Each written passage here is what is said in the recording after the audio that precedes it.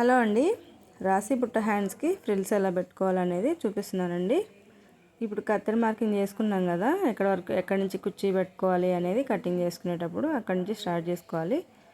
ఈ బుట్ట hands cutting కూడా నేను ముందు వీడియోలో పెట్టానండి, అది చూస్తే మీకు కటింగ్ కూడా అర్థమవుతుంది. ఇలా మీరు అటు సైడ్ నుంచి కొంచెం ఇప్పుడు కత్తెర మార్కింగ్కి ఒక పాదం మందం అంతా గ్యాప్ ఇచ్చి కుర్చీ పెట్టుకుంటూ రావాలి స్టార్ట్ చేసి. ఇప్పుడు సెంటర్ మార్కింగ్ ఉంది కదా, సెంటర్ మార్కింగ్ వరకు అటు సైడ్ నుంచి కుర్చీ పెట్టుకుంటూ రావాలి, పాదానికి వెనక సైడ్ నుంచి. ఇప్పుడు సెంటర్ మార్కింగ్ వచ్చిన తర్వాత ముందు వైపు నుంచి దానికి కుర్చీకి ఎదురుగా రావాలి, ఎదురుగా వచ్చేలాగా స్టార్ట్ చేసుకోవాలి. మళ్ళీ కుర్చీ పాదానికి ముందు వైపు నుంచి.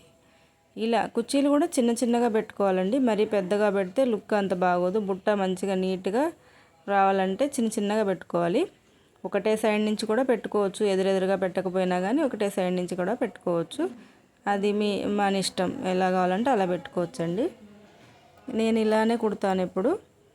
ఇలా అటు సైడ్ నుంచి ఇటు సైడ్ నుంచి ఇట్లా ఎదురెదురుగా వచ్చేలాగా చూసుకొని పెట్టుకొని, మీరు అటు సైడ్ ఎన్ని కుర్చీలు పెట్టారో ఇటు కూడా అంతే వచ్చేలాగా చూసుకొని కుట్టుకోండి. అటు ఎన్ని కుర్చీలు అని లెక్క పెట్టుకొని ఇటు కూడా అన్నీ పెట్టుకోండి. ఎక్కువ తక్కువ అయినాయి అంటే ఒక సైడ్ ఒకలాగా, మనకి హ్యాండ్కి ఒక సైడ్ ఒకలాగా వస్తుంది కదా, కరెక్ట్గా వచ్చేలాగా చూసుకొని కుట్టుకుంటే చాలా సింపుల్ అండి.